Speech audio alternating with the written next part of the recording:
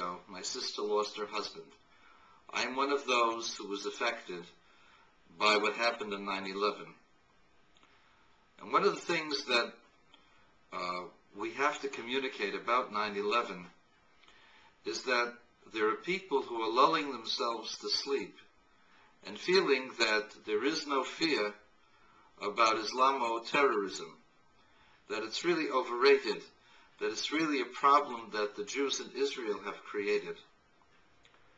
And I wish to tell you that people have made this error before.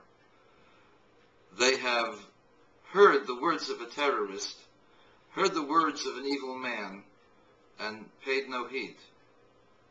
Only those who listened and acted in whichever way they could saved themselves. It is now 69 years since the horrible events of World War II, which we call the Holocaust.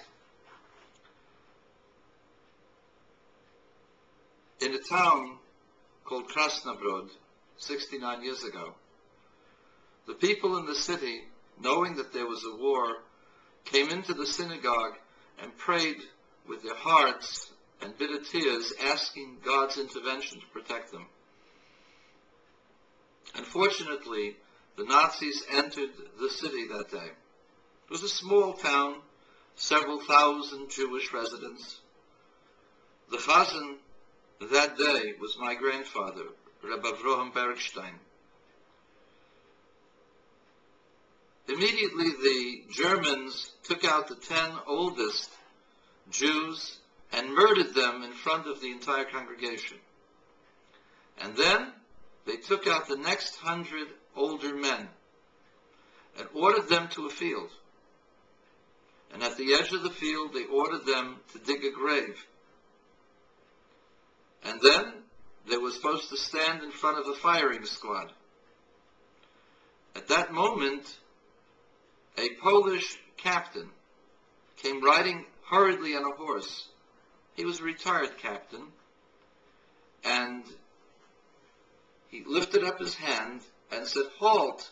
According to the Geneva Conference, it is prohibited to kill civilians during wartime." The Nazi officer, the German officer, was not an SS person. He was a Wehrmacht. And as such, had a little bit of humanity left within him.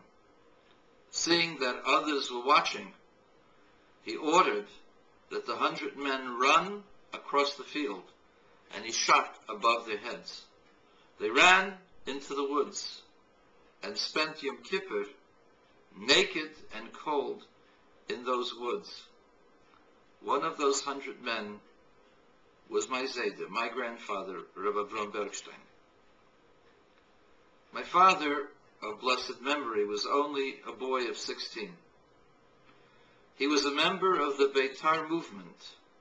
That was the right-wing Jabotinsky movement, and he was well aware of Hitler's designs. He had seen enough.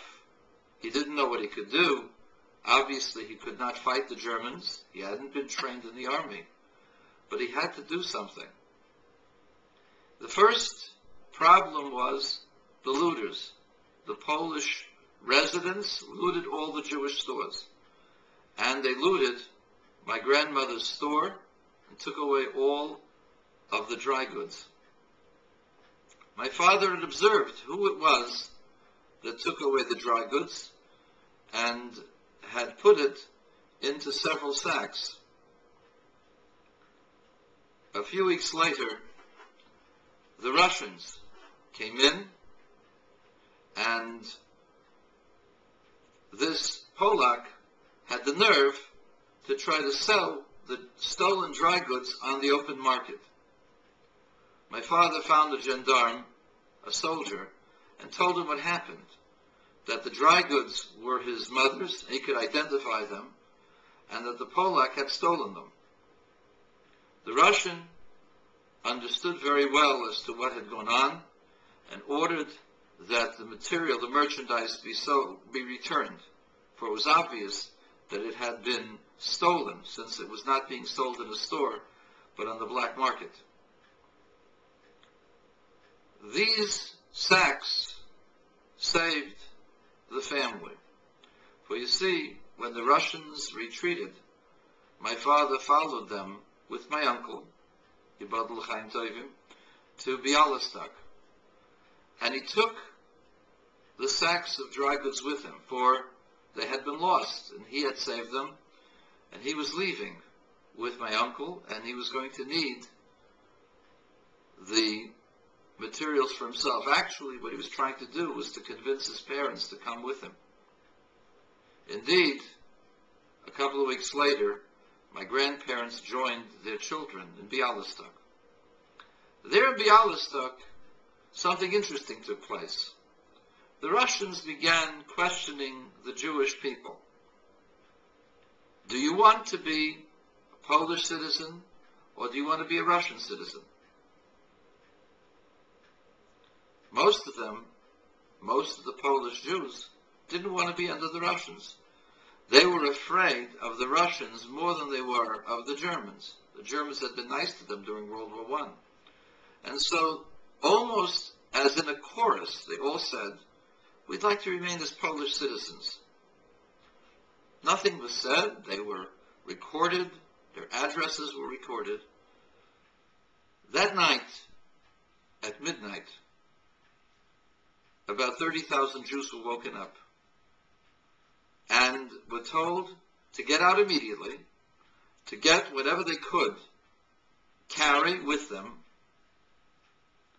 and head out as they were being told. They didn't know where they were going. They were placed in cattle cars without restroom facilities for 3 days and 3 nights till they reached Archangel. Unbelievably, their brethren would be sent on the same cattle cars, but to a different location.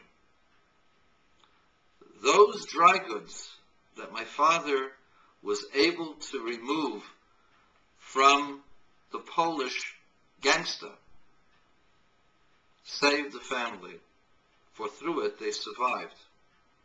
In fact, the way in which they survived was my uncle was sent out to the farmers with various dry goods, scarves, sweaters, and he would sell them for a potato, for an onion, for a carrot. That potato, onion, or carrot was made into a stew, and my grandmother cooked the stew in the morning before people went out to work. Besides the family, 10 to 12 other people enjoyed that stew. That stew saved their lives. For you see, only those that had family, that could cook for them, that could wash for them, were able to survive. And so my grandmother's stew saved dozens and dozens of people throughout the war. And she continued this behavior all through the years, from late 39 until liberation of 45. But it was the knowledge of a young boy that had looked at the newsreels of Hitler, that Hitler had stated that he was going to murder all the Jews. And that young boy was impressed that Hitler meant what he said. And he took him at his word. And therefore, at the moment of opportunity, when he could leave the Germans to the Russians, as bitter as the conditions in Russia was. My father was a slave for almost 6 years to the Russians.